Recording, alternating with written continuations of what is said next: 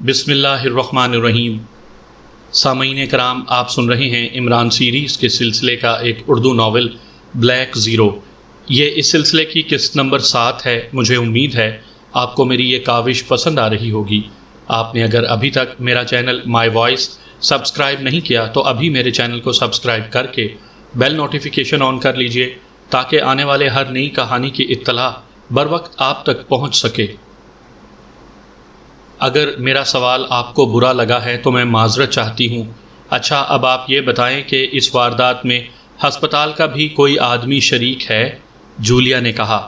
ہاں، ہمارے وارڈ کے کک جانی انکل نے مجرموں کی مدد کی اور پھر مجرموں نے اسے بھی گولی مار دی، ڈاکٹر سمتھ نے جواب دیتے ہوئے کہا۔ آپ کو کیسے معلوم ہوا کہ آپ کے کک نے مجرموں کی مدد کی ہے؟ جولیا نے کہا۔ حالات اور واقعات یہی بتاتے ہیں۔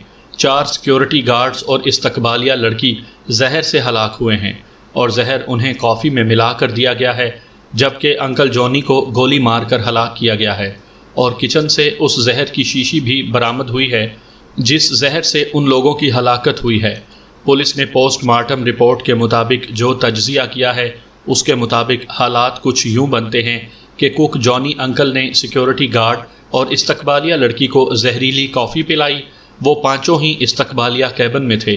ان کی موت کے بعد جانی انکل نے مجرموں کو بلایا، انہوں نے مریض کو اغوا کیا اور جاتے ہوئے جانی انکل کو بھی گولی مار دی تاکہ ان کے خلاف کوئی ثبوت نہ ملے، ڈاکٹر سمتھ نے تفصیل بتاتے ہوئے کہا۔ پولیس نے اس سلسلے میں ابھی تک کوئی کارروائی نہیں کی؟ کیا آپ نے پولیس سے احتجاج نہیں کیا؟ اس واردات سے آپ کے ہسپتال کی بین الاقوامی سطح پر بدنامی ہو رہی ہے، جولیا نے کہا۔ جی ہاں، بدنامی تو ہو رہی ہے، لیکن ہم ڈاکٹر لوگ یا ہسپتال کا دیگر عملہ اس سلسلے میں کیا کر سکتا ہے؟ یہ تو پولیس کا کام ہے کہ وہ مجرموں کو تلاش کرے، اور پولیس کا کہنا ہے کہ وہ ابھی تحقیقات کر رہی ہے، ڈاکٹر سمتھ نے جواب دیا۔ کیا آپ کو یقین ہے کہ اس کارروائی میں ہسپتال کا صرف ایک ہی ملازم شامل تھا؟ جولیا نے ڈاکٹر سمتھ کی آنکھوں میں آنکھیں ڈالتے ہوئے پوچھا تو ڈاکٹر سمتھ چونک پڑا۔ کیا مطلب؟ آپ کیا کہنا چاہتی ہیں؟ ڈاکٹر سمتھ نے فوراً ہی سنبھلتے ہوئے لہجے میں کہا۔ ہو سکتا ہے کہ کوئی ڈاکٹر بھی مجرموں کے ساتھ ملا ہوا ہو، جولیا نے کہا۔ ڈاکٹر مسیحا ہوتے ہیں، مجرم نہیں، اور اگر کوئی ڈاکٹر مجرموں کا ساتھ دیتا تو مجرم اس کا بھی خاتمہ کر دیتے۔ وہ اپنے خلاف کسی گواہ کو زندہ کیوں رہنے دیتے؟ ڈاکٹر سمتھ نے ناراض سے لہجے میں کہا۔ ہاں، یہ بات آپ نے بالکل ٹھیک کہی ہے۔ مجرموں نے جیسے انکل جانی کو گولی مار دی ہے، وہ ڈاکٹر کو بھی تو گولی مار سکتے تھے، جولیا نے ڈاکٹر سمتھ کی ہاں میں ہاں ملاتے ہوئے کہا۔ آپ نے مزید کتنا وقت لینا ہے؟ میرا وارڈ میں جانے کا وقت ہو رہا ہے، ڈاکٹر سمتھ نے کہا۔ صرف 2-3 سوال اور ڈاکٹر صاحب، پلیز، جولیا نے منت بھرے لہجے میں کہا۔ جلدی پوچھ لیں، ڈاکٹر سمتھ نے خشک لہجے میں کہا۔ اس مریض کے ساتھ اس کا ایک اٹینڈنٹ بھی تھا جو اس مریض سے پہلے اغوا ہوا تھا، جولیا نے کہا۔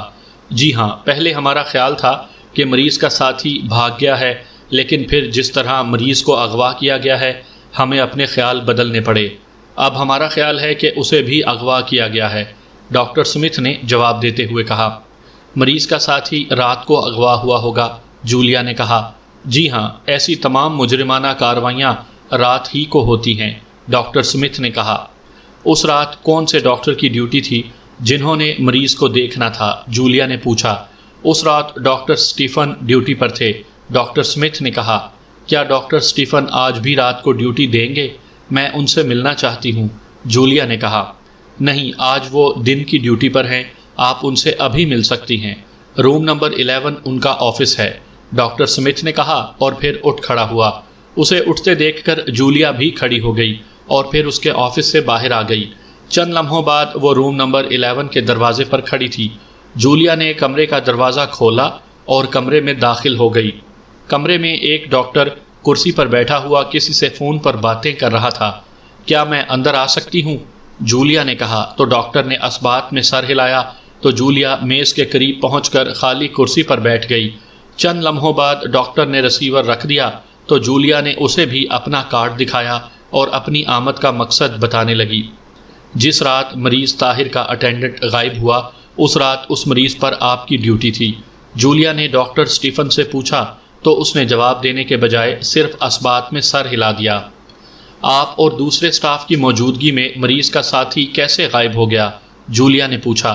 مجھے اس رات 1 گھنٹے کے لیے نیند آ گئی تھی، ڈاکٹر سٹیفن نے کہا۔ اس رات مریض کے کمرے میں کس نرس کی ڈیوٹی تھی؟ جولیا نے پوچھا۔ مس برٹنی ڈیوٹی پر تھی، ڈاکٹر سٹیفن نے کہا۔ مس برٹنی آج ڈے ڈیوٹی پر ہیں یا نائٹ ڈیوٹی پر؟ جولیا نے پوچھا۔ ان کی بھی آج ڈے ڈیوٹی ہے اور وہ آپ کو سٹاف روم میں مل سکتی ہیں، ڈاکٹر سٹیفن نے کہا۔ تھینک یو ڈاکٹر، آپ کے تعاون کا شکریہ، جولیا نے کہا اور پھر اٹھ کر اس کے کمرے سے باہر آئی اور آگے بڑھنے لگی۔ اسے ایک کمرے کے دروازے پر سٹاف روم لکھا ہوا نظر آیا اور وہ دروازہ کھول کر اندر داخل ہو گئی۔ اندر ایک میز پر ایک نرس رجسٹر کھولے بیٹھی تھی۔ ہیلو، جولیا نے اندر داخل ہوتے ہوئے کہا تو نرس نے سر اٹھا کر اسے دیکھا۔ ہیلو، نرس نے بھی مسکراتے ہوئے کہا۔ مجھے سسٹر برٹنی سے ملنا ہے، جولیا نے کہا۔ آپ کچھ دیر بیٹھیں، مس برٹنی آ جاتی ہیں، نرس نے کہا تو جولیا ایک کرسی پر بیٹھ گئی اور نرس ایک بار پھر رجسٹر کے صفحات پلٹنے لگی جبکہ جولیا برٹنی کے آنے کا انتظار کرنے لگی۔ تقریباً 10 منٹ کے بعد ایک نرس سٹاف روم میں داخل ہوئی۔ تمہاری مہمان آئی ہوئی ہیں، پہلے سے موجود نرس نے آنے والی نرس سے کہا تو جولیا سمجھ گئی کہ یہی برٹنی ہے۔ برٹنی نے جولیا کو دیکھا اور اس کے قریب آ گئی۔ جی فرمائیں، برٹنی نے جولیا سے مخاطب ہو کر کہا۔ اگر آپ کے پاس 5 منٹ ہوں تو کہیں چل کر بات کرتے ہیں، میرا نام جولیانا فٹر واٹر ہے، جولیا نے اپنا تعارف کرواتے ہوئے کہا۔ اوکے سسٹر، آپ میری 15 منٹ کی شارٹ لیو تو لکھ دیں، برٹنی نے دوسری نرس سے مخاطب ہو کر کہا۔ اوکے، دستخط پلیز، نرس نے ایک رجسٹر اس کی طرف بڑھاتے ہوئے کہا تو برٹنی نے اس رجسٹر پر دستخط کیے اور رجسٹر واپس کر دیا۔ اس کے بعد وہ دونوں اٹھ کر اس وارڈ سے باہر آ گئیں۔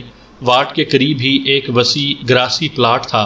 اس پلاٹ میں مختلف جگہوں پر بینچ بنے ہوئے تھے۔ وہ دونوں ایک بینچ پر بیٹھ گئیں۔ فرمائیے، آپ کو مجھ سے کیا بات کرنی ہے؟ برٹنی نے جولیا کی طرف دیکھتے ہوئے کہا۔ میں ڈیلی کرائم نیوز کی اسپیشل رپورٹر ہوں، جولیا نے ہینڈ بیگ سے کارڈ نکال کر برٹنی کو دکھاتے ہوئے کہا۔ ٹھیک ہے، آپ نے یہ نہیں بتایا کہ آپ کو مجھ سے کیا کام ہے، برٹنی نے کہا۔ آپ کی رہائش کہاں ہے؟ جولیا نے اس سے پوچھا۔ 26B فلاور پلازا، برٹنی نے جواب دیتے ہوئے کہا۔ یورپ میں ہونے والے سنگین جرائم پر میں ایک فیچر لکھ رہی ہوں اور اس سلسلے میں میں مختلف ڈاکٹرز اور نرسوں کے انٹرویو کر رہی ہوں۔ آپ نے 15 منٹ کی شارٹ لیو لی ہے جس میں سے 5 منٹ تو گزر گئے ہیں۔ بقیہ وقت میں ہماری بات مکمل نہیں ہو سکے گی۔ آپ مجھے اپنے گھر کا ایڈریس دے دیں، میں آپ کو گھر پر مل لوں گی، وہاں ہم اطمینان سے باتیں کریں گے، جولیا نے کہا۔ ہاں، یہ ٹھیک رہے گا، یہاں میں آپ کی کوئی خدمت بھی نہیں کر سکتی، برٹنی نے کہا اور گھر کا ایڈریس بتا دیا۔ میں کس وقت آپ کے گھر آؤں؟ جولیا نے اس سے پوچھا۔ 4 بجے میری ڈیوٹی آف ہوتی ہے، آپ 5 بجے آ جائیں، برٹنی نے جولیا کو وقت دیتے ہوئے کہا۔ اوکے مس برٹنی، 5 بجے ملاقات ہوگی، جولیا نے کہا اور اس کے ساتھ ہی وہ اٹھ کھڑی ہوئی۔ برٹنی بھی کھڑی ہو گئی۔ جولیا نے اس کے ساتھ ہاتھ ملایا اور نرس وارڈ کی طرف اور جولیا پارکنگ کی طرف بڑھنے لگی۔ اس کے انتظار میں ٹیکسی ابھی تک کھڑی تھی۔ جولیا ٹیکسی میں سوار ہوئی اور اس نے ٹیکسی ڈرائیور کو ہوٹل کا ایڈریس بتایا اور ٹیکسی ہوٹل کی طرف روانہ ہو گئی۔ ہوٹل پہنچ کر جولیا نے ڈرائیور کو کرائے کے علاوہ اچھی خاصی ٹپ بھی دے دی تھی، جس سے ٹیکسی ڈرائیور خوش ہو گیا اور جولیا اپنے کمرے میں پہنچ گئی۔ جولیا کو چونکہ خاصا وقت لگ گیا تھا، اس لیے تنویر اور صدیقی بے چینی سے اس کا انتظار کر رہے تھے۔ جولیا اپنے کمرے میں پہنچی تو وہ دونوں بھی وہاں موجود تھے۔ مس جولیا، آپ نے بہت دیر لگا دی، تنویر نے جولیا سے مخاطب ہو کر کہا۔ ہم جو کام کرنے جاتے ہیں ہمیں معلوم نہیں ہوتا کہ اس میں کتنا وقت لگے گا، جولیا نے کہا۔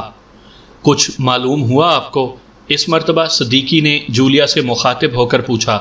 ہاں، اس ہسپتال کا ڈاکٹر سمتھ انتہائی مشکوک ہے، اسے چیک کرنا پڑے گا، اور جس رات جوزف اغوا ہوا ہے اس رات جس نرس کی ڈیوٹی اس کمرے میں تھی اسے بھی چیک کرنا پڑے گا۔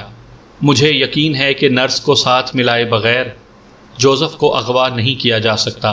میں نے اس نرس سے اس کی رہائش گاہ کا ایڈریس لے لیا ہے اور اس سے ملنے کا وقت بھی لے آئی ہوں، جولیا نے کہا۔ نرس آپ سے مشکوک نہ ہو گئی ہو؟ تنویر نے کہا۔ نہیں، طاہر صاحب ایشیائی ہیں جبکہ میں سوئس نژاد ہوں، اس لیے میرا ان سے بظاہر کوئی تعلق نہیں بنتا۔ اور پھر میں یورپ کے مقبول ترین اخبار ڈیلی کرائم نیوز انٹرنیشنل کی اسپیشل رپورٹر کے طور پر ان سے ملی ہوں، اس لیے وہ لوگ میری طرف سے مشکوک نہیں ہو سکتے، جولیا نے مسکراتے ہوئے کہا۔ کرائم نیوز کا کارڈ آپ نے کیسے بنوا لیا؟ صدیقی نے حیرت بھرے لہجے میں کہا۔ یہ میں نے نہیں، چیف نے بنوا کر دیا ہے، جولیا نے مسکراتے ہوئے کہا۔ اس کا مطلب ہے کہ چیف نے یہ پلاننگ پہلے سے کر لی تھی، تنویر نے کہا۔ نہیں، چیف نے باقاعدہ پلان مجھے بنا کر نہیں دیا، صرف یہ کارڈ بھیجا اور کہا کہ یہ کارڈ میرے کام آئے گا۔ پھر جب میں ٹیکسی سے سر براؤن ہسپتال کی طرف جا رہی تھی تو میں نے خود ہی سوچ لیا کہ مجھے اب کیا کرنا ہے، میں اسپیشل رپورٹر بن گئی، جولیا نے کہا۔ چیف پہلے سے ہی یہ سوچ لیتا ہے کہ آئندہ کیا ہونے والا ہے اور اس کے مطابق کیا اقدامات کرنے چاہیے، تنویر نے تحسین بھرے لہجے میں کہا۔ تب ہی تو وہ پاک ایشیا سیکرٹ سروس کا چیف ہے، جولیا نے ایک بار پھر مسکراتے ہوئے کہا۔ اب اس نرس سے ملنے کے لیے کس وقت جانا ہے؟ صدیقی نے پوچھا۔ اس نے 5 بجے کا وقت دیا ہے اور اس سے ملنے کے لیے بھی صرف میں ہی جاؤں گی، اس کے بعد ڈاکٹر اسمتھ کی طرف ہم تینوں جائیں گے، جولیا نے کہا تو دونوں نے اس بات میں سر ہلا دیے۔ پھر تقریباً 4:30 بجے جولیا ٹیکسی میں سوار ہو کر فلاور پلازا کی طرف روانہ ہو گئی۔ جب ٹیکسی فلاور پلازا کے قریب رکی تو 5 بجنے میں 5 منٹ باقی تھے۔ جولیا نے ٹیکسی ڈرائیور کو کرایہ ادا کیا اور پلازا کی طرف بڑھ گئی۔ 26B فلیٹ دوسری منزل پر تھا۔ جب جولیا فلیٹ کے دروازے پر پہنچی تو 5 بجنے میں صرف 1 منٹ باقی تھا۔ جولیا نے رک کر 1 منٹ گزرنے کا انتظار کیا اور پھر جیسے ہی 5 بجے اس نے ڈور بیل کا بٹن پریس کر دیا، چند لمحوں کے بعد فلیٹ کا دروازہ کھلا اور نرس برٹنی کا چہرہ دکھائی دیا۔ اس نے جولیا کے لیے راستہ چھوڑ دیا۔ جولیا اندر داخل ہو گئی۔ برٹنی نے اسے ڈرائنگ روم میں بٹھایا اور پھر اس کے لیے چائے بنا کر لے آئی۔ مس برٹنی، ڈرائنگ روم تو آپ نے ساؤنڈ پروف بنایا ہوا ہے، جولیا نے چائے پیتے ہوئے کہا۔ جی ہاں، صرف ڈرائنگ روم ہی نہیں بلکہ میرا پورا فلیٹ ہی ساؤنڈ پروف ہے۔ دراصل مجھے میوزک فل آواز میں سننے کا شوق ہے اور میں چاہتی ہوں کہ میرے ہمسائے اس بات سے پریشان نہ ہوں۔ لیکن آپ کو کیسے معلوم ہوا؟ برٹنی نے جولیا کی طرف دیکھتے ہوئے کہا۔ میں کرائم نیوز سے منسلک ہوں، مجھے بہت سی باتیں خود بخود معلوم ہو جاتی ہیں، جیسے مجھے یہ بھی معلوم ہو گیا ہے کہ تم نے پاک ایشیائی مریض کے اٹینڈنٹ سیاہ فام افریقی جوزف کو بے بو بے ذائقہ بے ہوشی کی دوا کھلائی تھی، جولیا نے کہا تو برٹنی یکدم اچھل پڑی۔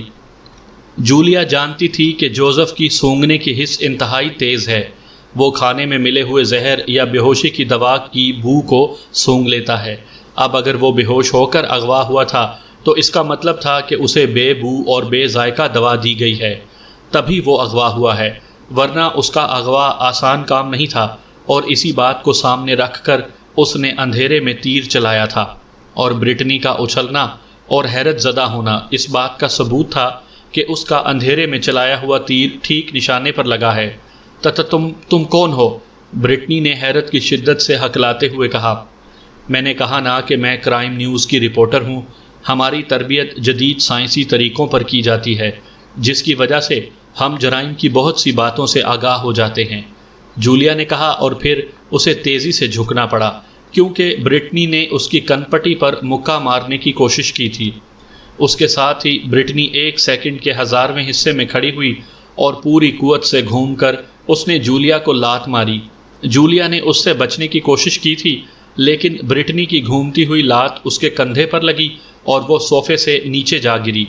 نیچے گرتے ہی وہ بجلی کسی تیزی سے کھڑی ہو گئی، جبکہ برٹنی ڈرائنگ روم میں موجود ایک میز کے قریب پہنچ کر اس کی دراز کھول رہی تھی۔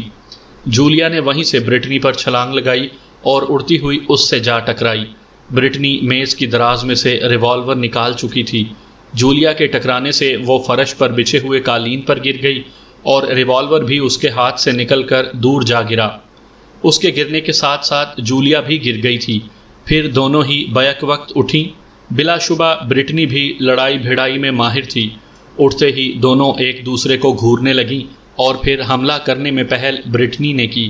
اس کی لات دائرے کی صورت میں حرکت میں آئی اور جولیا کی کمر میں لگی۔ جولیا ٹیڑھی ہو کر اور اچھل کر قالین پر گری تو برٹنی نے فوراً ہی اس پر چھلانگ لگائی، لیکن جولیا نے بھی قالین پر گرتے ہی کروٹ بدل لی تھی، جس کی وجہ سے برٹنی اس کے قریب ہی گری۔ جولیا نے حرکت میں آنے میں ایک لمحہ بھی نہ لگایا۔ جیسے ہی برٹنی قالین پر گری، جولیا بجلی کسی تیزی سے کروٹ بدل کر اس پر آ گری اور اس نے برٹنی کے بال پکڑ لیے۔ بال پکڑتے ہی جولیا نے 3-4 جھٹکے دیے، جس کی وجہ سے برٹنی کے منہ سے کراہیں بلند ہوئیں۔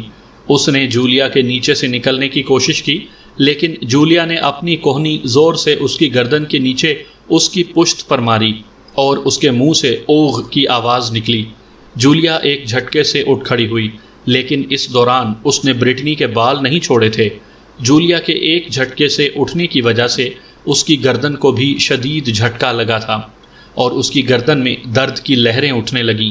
پھر جولیا نے اسے سنبھلنے کا موقع ہی نہ دیا۔ اس نے برٹنی کے بال کھینچ کر اسے کھڑا کیا اور پورا زور لگا کر اسے دیوار سے ٹکرا دیا۔ برٹنی کا سر دیوار پر ٹکرایا تو اس کی آنکھوں کے سامنے اندھیرا سا چھانے لگا۔ جولیا نے ایک بار پھر اس کے بال کھینچ کر اس کا سر دیوار سے ٹکرا دیا۔ اس ٹکر کے ساتھ ہی برٹنی کا ذہن تاریکیوں میں ڈوب گیا اور وہ بے ہوش ہو کر قالین پر گر گئی۔ اس کے بے ہوش ہوتے ہی جولیا نے ڈرائنگ روم کا جائزہ لیا اور پھر اس نے کھڑکی پر لٹکا ہوا پردہ اتارا اور اسے پھاڑنے لگی۔ پردے کے 5-6 لمبے لمبے ٹکڑے کرنے کے بعد اس نے برٹنی کو ان ٹکڑوں سے باندھا اور پھر فلیٹ کی تلاشی لینے لگی۔ واش روم سے اسے تیزاب کی بوتل مل گئی تھی۔ اس نے وہ بوتل اٹھائی اور واپس ڈرائنگ روم میں آ گئی۔ برٹنی ابھی تک بے ہوش تھی۔ میز پر منرل واٹر کی بوتل رکھی ہوئی تھی۔ جولیا نے بوتل اٹھائی اور اس کا ڈھکن کھول کر پانی برٹنی کے چہرے پر ڈالنے لگی۔ چند لمحوں بعد برٹنی کو ہوش آ گیا۔ ہوش میں آتے ہی اس نے اٹھنے کی کوشش کی، لیکن بندھے ہونے کی وجہ سے وہ اٹھ نہ سکی۔ اسے ہوش میں آتا دیکھ کر جولیا نے اس کے منہ پر تھپڑ بھی مار دیا۔ یہ تھپڑ اسے اچھی طرح ہوش میں لانے کے لیے کافی تھا۔ سنو برٹنی، میں تم پر تشدد نہیں کروں گی، حالانکہ میں تشدد کرنا چاہوں تو کر سکتی ہوں۔ تمہارے کچن میں تیز دھار چھری موجود ہے اور اس سے میں تمہارا ریشہ ریشہ کاٹ سکتی ہوں۔ تمہارا ریوالور سامنے قالین پر پڑا ہوا ہے اور میں ریوالور چلانا بھی جانتی ہوں۔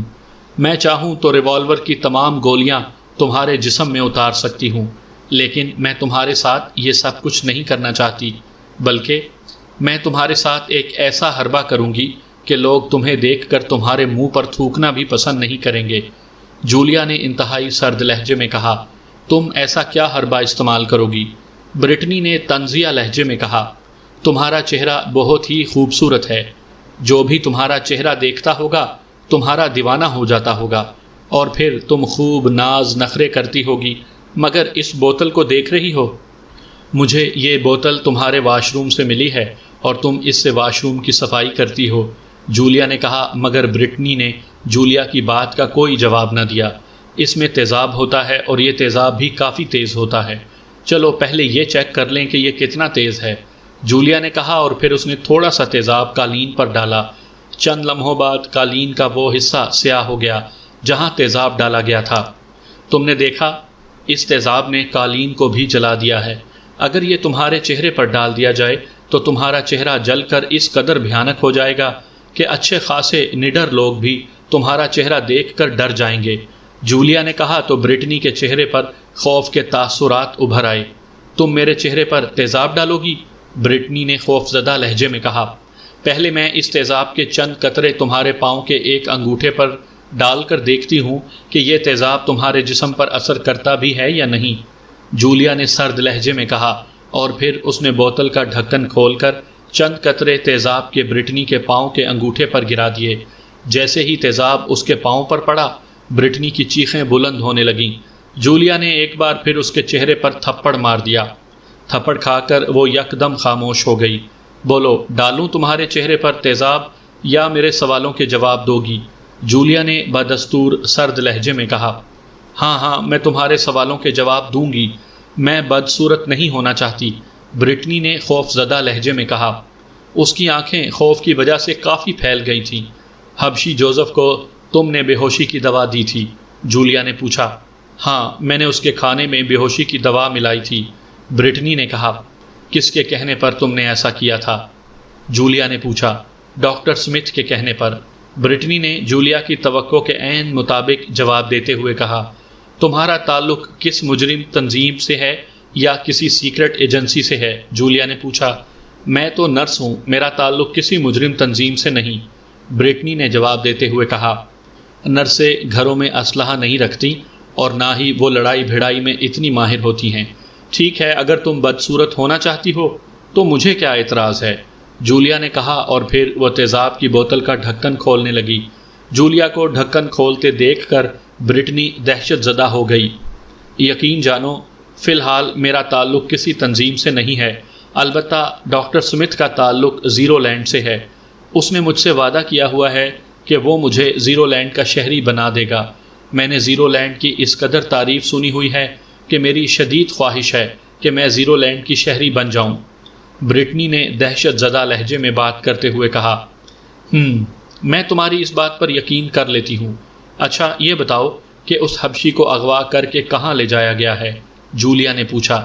یہ میں نہیں جانتی، ڈاکٹر سمتھ کو معلوم ہوگا، برٹنی نے کہا۔ ڈاکٹر سمتھ کا ایڈریس کیا ہے؟ جولیا نے پوچھا۔ 21A great plaza lord road, Brittney نے ایڈریس بتاتے ہوئے کہا تو جولیا اٹھ کر ریوالور کی طرف بڑھی۔ اس نے ریوالور اٹھایا اور واپس برٹنی کے قریب آ گئی۔ پھر اس نے ریوالور سیدھا کیا اور اس کی نال برٹنی کے ماتھے سے لگا دی۔ مجھے چھوڑ دو، مجھے مت مارو، برٹنی نے گھبرائے ہوئے لہجے میں کہا۔ زیرو لینڈ والے بین الاقوامی مجرم ہیں، وہ دنیا بھر میں دہشت گردی کی کارروائیاں کرتے ہیں، وہ دنیا بھر میں مجرمانہ طریقے سے اپنی حکومت قائم کرنا چاہتے ہیں۔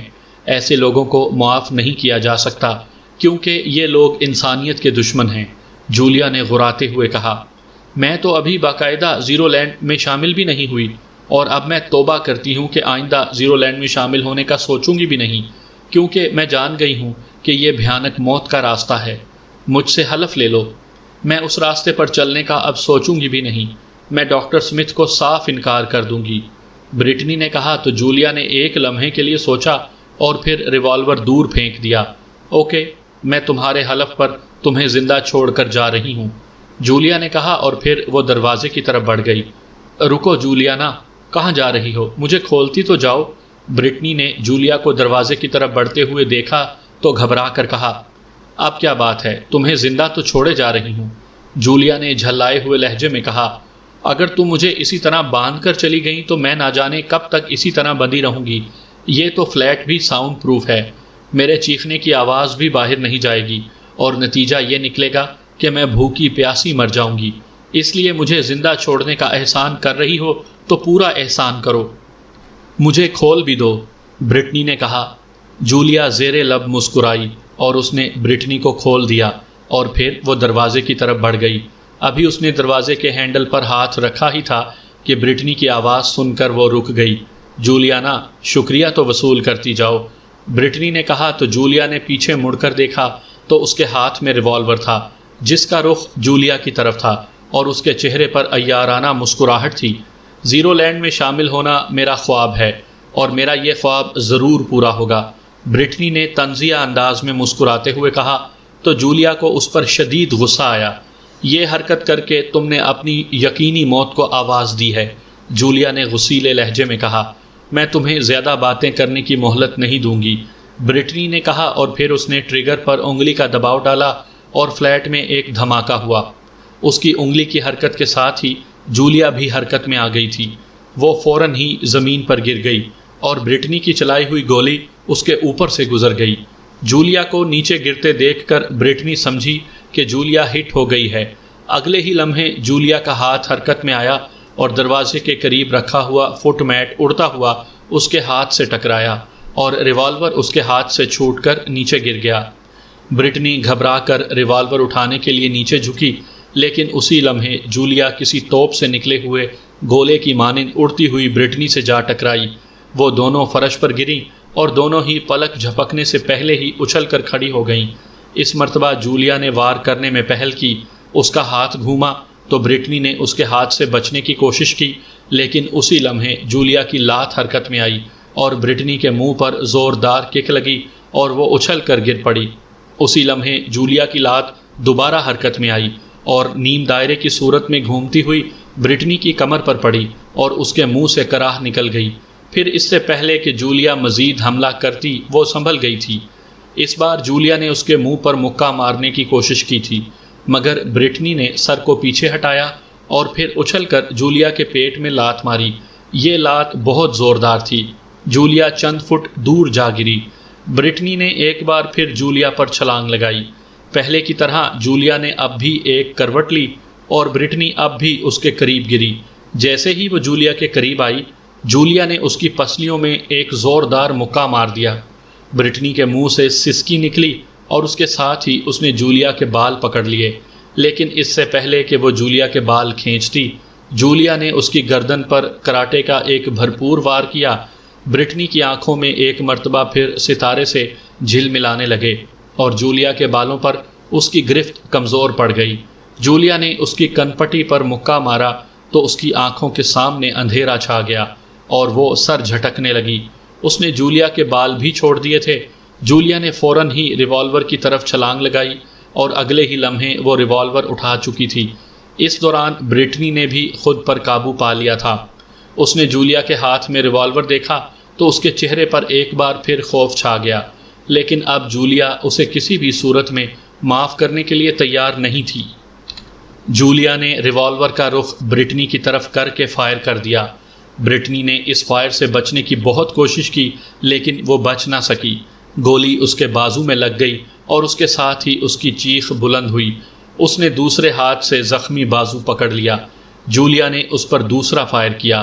اس مرتبہ گولی برٹنی کے ماتھے میں لگی اور برٹنی کی آخری چیخ بلند ہوئی اور وہ قالین پر گر کر تڑپنے لگی۔ اس کے ماتھے سے نکلنے والے خون سے قالین سرخ ہونے لگا۔ جولیا واش روم میں چلی گئی۔ اس نے منہ ہاتھ دھویا اور اپنے بال درست کیے اور پھر برٹنی کے فلیٹ سے باہر نکل آئی۔ پھر تقریباً آدھے گھنٹے بعد وہ ہوٹل پہنچ گئی جہاں تنویر اور صدیقی اس کے منتظر تھے۔ آؤ اب ہمیں ڈاکٹر سمتھ سے دو ہاتھ کرنے ہیں، جولیا نے ان دونوں سے کہا۔ وہ دونوں تو پہلے ہی تیار بیٹھے تھے۔ جولیا کی بات سن کر وہ اٹھ کھڑے ہوئے۔ لارڈ روڈ وہاں سے 1 گھنٹے کی مسافت پر تھا۔ ٹیکسی ڈرائیور نے ٹیکسی گریٹ پلازا کی پارکنگ پر روک دی۔ تنویر نے ڈرائیور کو کرایہ ادا کیا اور پھر وہ پلازا کے رہائشی حصے کی طرف بڑھنے لگے۔ اس پلازا کی کل 12 منزلیں تھیں اور ڈاکٹر سمتھ کا فلیٹ 12ویں منزل پر تھا۔ وہ لفٹ کے ذریعے 12ویں منزل پر پہنچ گئے اور پھر فلیٹس کے نمبر دیکھتے ہوئے آگے بڑھنے لگے۔ فلیٹ نمبر 21 پر پہنچ کر وہ رک گئے۔ جولیا نے ڈور بیل کا بٹن پریس کر دیا۔ چند لمحے گزر گئے لیکن اندر سے کسی نے جواب نہ دیا، تو جولیا نے ایک بار پھر بٹن پریس کر دیا، لیکن اس مرتبہ بھی دروازے پر کوئی نہ آیا۔ تنویر نے آگے بڑھ کر دروازے پر دباؤ ڈالا تو دروازہ کھل گیا۔